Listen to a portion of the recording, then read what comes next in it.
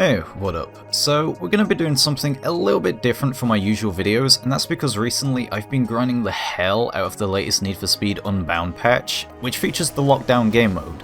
Now, I kind of figured that, it'd probably be a good idea to make a guide on it, considering, well, how much I played it, and I kind of just wanted to make it as easy as possible for people that aren't, as good at gaming, or they just want the easiest way to actually get all of the cars, because let's be real, that's what most of us are here for, right? Most of us want the Blacklist vehicles, and as someone that's got all 15 of them, I think it's pretty fair for me to make a guide on it. Now, when it comes to what cars actually spawn, unfortunately it's completely RNG, which is mainly the reason as to why it took me so long to collect them all. And there's also a huge rage quitter problem. Yeah, we'll get into that later though when we discuss the strategies. So just a quick overview as to what the game mode is if you haven't already played it. It's essentially a PvPvE battle royale where you get the loot around the map and then you have to extract to safety within a fixed time limit. And of course the bigger the risks, the better the reward. And to be fair, it's definitely a breath of fresh air, and it's a better excuse than any to either start playing the game or play it again really. Like, it's a really good update. Now onto the actual guide. First of all, let's talk about selecting your vehicle. Initially you'll be restricted to only being able to select B-class vehicles, but then for each successful extract, the classes available will begin to, unlock until S+. And in all fairness, as long as you have like well-tuned cars for every class, it doesn't really matter too much as to what you pick. Just don't use the rental 240SX unless you really have to, because it sucks. And if you do fail to extract at any point, the progress does get reset. But it's not the end of the world, since you can choose to extract super early if you want to get the streak back up. I must admit that the BMW K67 S1000 RR motorbike, god damn, that is a mouthful. Yeah, that motorbike that was added with this game mode is without a doubt the best vehicle.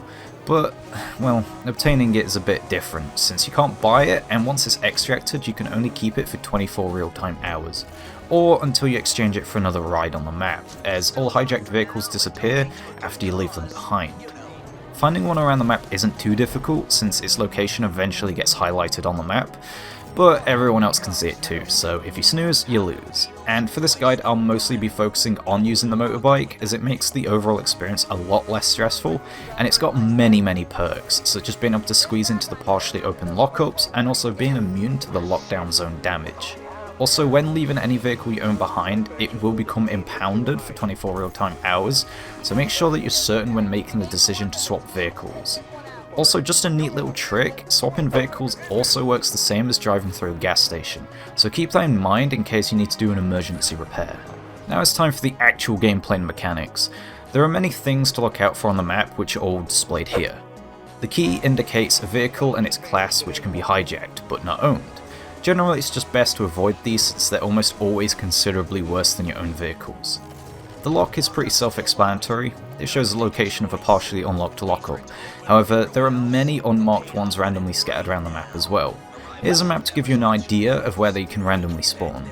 And if you do come across one, you can choose to spend 100,000 to unlock it, unless you wait and hope that it gets partially unlocked, but there's no guarantee since only 3 get randomly unlocked out of the 5 in total on the map.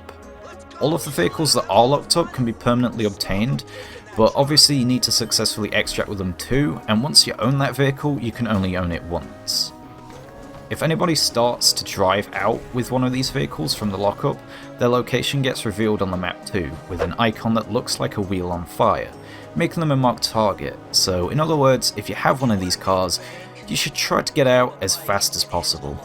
Now, if you're desperate for money early in the session, random race playlists will become available, and honestly the rewards are definitely worth it, especially when multiple people join, since the prize money increases of course.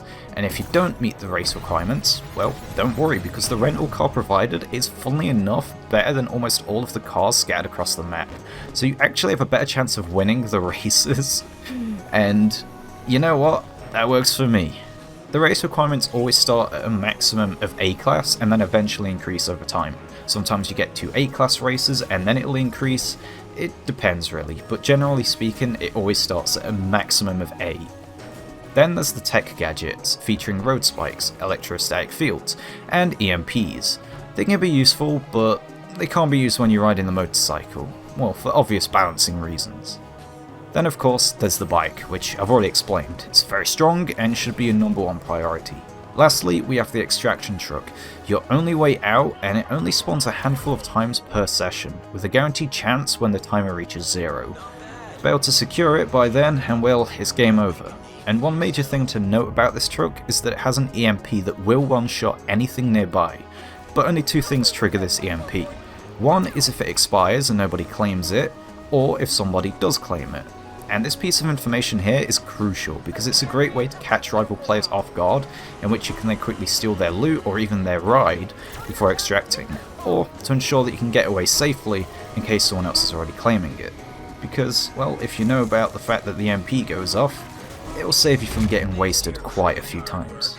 Depending on how long you choose to stay, which can be up to half an hour, the cops become progressively more aggressive over time. Damn, bars! And basically the map becomes more locked down over time, with a red zone that when entered, it'll immediately set the police to heat level 5, and it'll also drain your vehicle's durability, excluding the bike of course, which is immune to the damage, and it's also a key factor for the useful strategy, which I was mentioning earlier. If a rival player has one of the hot rides that you're looking after, generally speaking, to extract, they need to go into the red zone, which of course does damage, and it becomes a game of endurance that you'll of course always win if you have the bike. And to ensure that they can never escape, well, it's pretty easy, because you can deny them from taking the truck, since almost none of the Blacklist cars are even fast enough to compete, which basically forces the rival player to either get busted or wrecked, so then you can claim the ride for yourself. Or as most of the players do, well, they rage quit. Yeah. And they obviously do it before it happens, which really sucks because then the car disappears and you can't hijack the vehicle, meaning you have to do it all again. And trust me when I say this happens way too damn frequently. My goodness. And it's also one of the reasons why it took so long to get all the vehicles, as I mentioned before.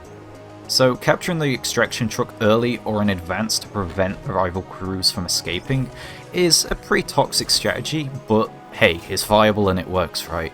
And of course the longer the game goes on and the more teams that are still there, and you know, it kind of makes people panic as the timer ticks down, and all you need to do is be patient of course and wait for the right time to strike, especially if people find a car that you're after.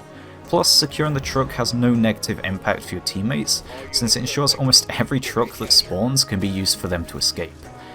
Is this the way the developers intended it to be played? Who knows.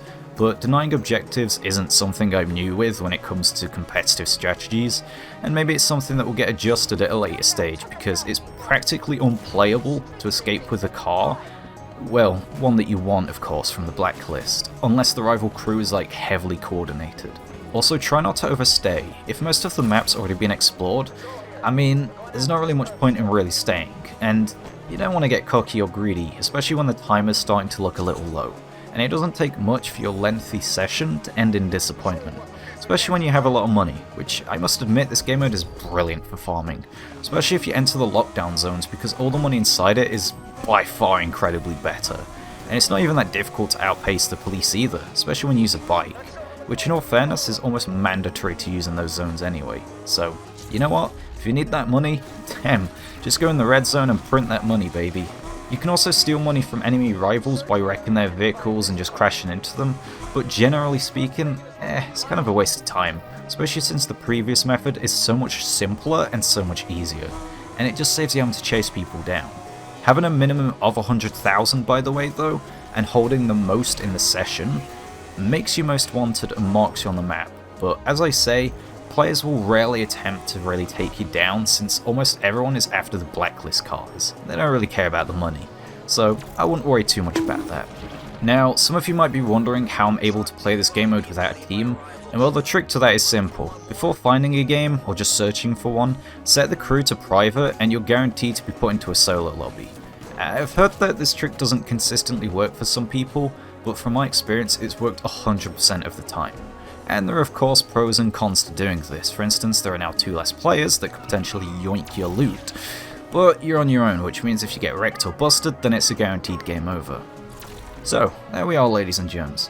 I hope this guide has proven to be useful and helpful in some way, and if so, please let me know by leaving a like. Like, I'm not joking. When I say this kind of stuff, it genuinely does help me out, and for such a small channel as mine, I really appreciate it. Or if I've missed any useful advice as well, please let me know by leaving a comment, as I make sure to read and check and, respond to pretty much every single one. But anyways, I thank you guys for watching my video, and I will catch you in the next one. Peace.